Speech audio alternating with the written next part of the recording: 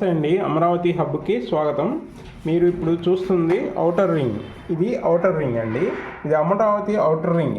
ఈ ఔటర్ రింగ్ని కలుపుతూ మొత్తం 7 నేషనల్ హైవేస్ కలుస్తున్నాయి. ఇందులో ఈ 7 నేషనల్ హైవేవి ఏమేమి కలుస్తాయి ఏంటి అనేది వివరిస్తాం మేము మీకు. ఈ 7 నేషనల్ హైవేస్ ఎటువైపు నుంచి ఎటువైపు కలుస్తున్నాయో అని కూడా చెప్తాము. దాని డీటెయిల్స్ కొంచెం వివరంగా చెప్తాము. ఆల్రెడీ మనకి ఎగ్జిస్టింగ్ హైవేస్ ఉన్నాయి కలిసాయి. ఇప్పుడు NH-16 ఉందండి. ఈ NH-16 Chennai to Calcutta highway.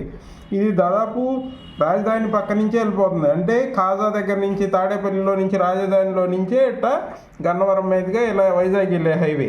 ఇది NH-16. ఇది ఆల్రెడీ ఎగ్జిస్టింగ్ హైవే.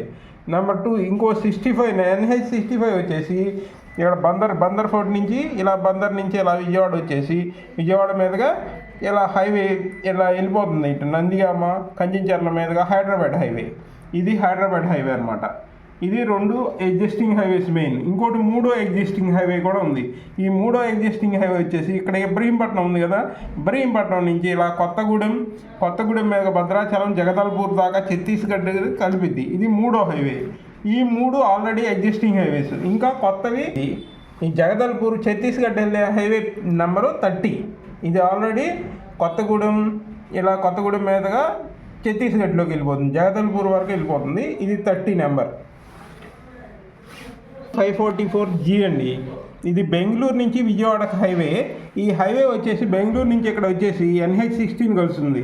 ఈ 16 కలిసి ఇక్కడ ఔటర్ రింగ్ అటాక్ అవుతుంది. ఈ ఔటర్ రింగ్ నుంచి ఇటు లోపలికి వస్తుంది విజయవాడ వెళ్ళే హైవే.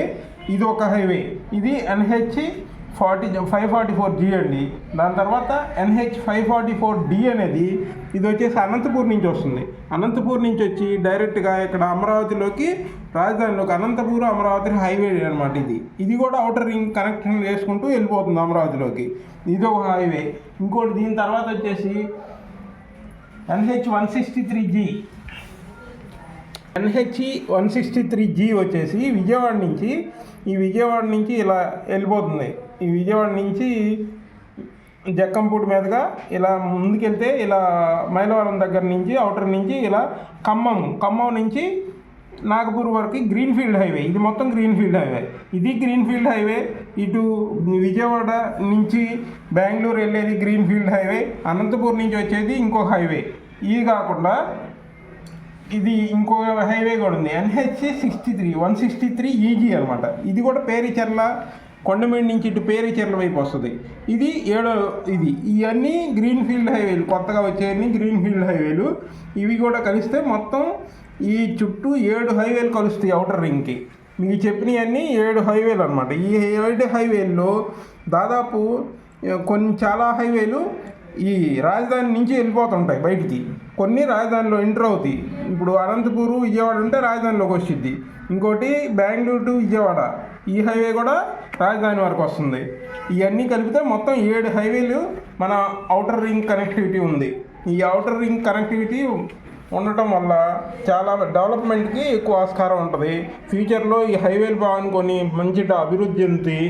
ఈ ఏరియాలో మంచి డెవలప్మెంట్ ఉంటాయి. కాబట్టి మీరు ఏమైనా ఇన్వెస్ట్ చేసుకోవాలన్నా ఈ హైవేలు సరౌండింగ్ చేసుకోవచ్చు. ఇంకా హైవేల గురించి మేము మళ్ళీ మీకు మంచి ఇన్ఫర్మేషన్లు మేము అమరావతి. ఈ 7 హైవేల్లో 3 ఎగ్జిస్టింగ్ హైవేస్ ఆల్రెడీ ఈ మనకు విజయవాడ, రాజధాని గుండా వెళ్ళే హైవేస్ 3 ఉన్నాయి. అవి కాకుండా మళ్ళీ 4 కొత్త హైవేస్ వస్తున్నాయి. కొత్త హైవేస్లో ఆల్రెడీ ఇటు విజయవాడ నుంచి ఖమ్మం, నాగపూర్ అది ఆల్రెడీ వర్క్ జరుగుతుంది. ఇటు బెంగళూరు వెళ్ళేది, బెంగళూరు, విజయవాడ కూడా హైవే వర్క్ జరుగుతుంది. ఈ ఎగ్జిస్టింగ్ హైవేస్ మొత్తం జరిగితే మొత్తం 7 హైవేలు వస్తాయి చుట్టూ. ఈ 7 హైవేలు ఔటర్ రింగ్ కనెక్టివిటీ ఉంటుంది. అందువల్ల అమరావతి బాగా ఫ్యూచర్లో డెవలప్ అవుతుంది. మంచి కనెక్టివిటీ, ఇండస్ట్రియల్ ఏరియా కానీ, ఇండస్ట్రియల్ జోన్స్, కమర్షియల్ ఇక్కడ ఇచ్చారు. ఇదంతా ఇండస్ట్రియల్ జోను, ఇదంతా వచ్చేసి గ్రోత్ కారిడార్స్. చుట్టూ గ్రోత్ కారిడార్స్ మొత్తం ఈ ఔటర్ రింగ్ ఆనుకొని గ్రోత్ కారిడార్స్ ఎక్కువ ఉంటాయి. ఈ ఏరియా అంతా ఔటర్ రింగ్ ఫ్యూచర్లో మంచి డెవలప్ అయింది. మీరు మంచి ఇన్వెస్ట్మెంట్ చేసుకుంటే ఈ ఏరియాలో మంచి ఫ్యూచర్ ఉంటుంది. Thank you.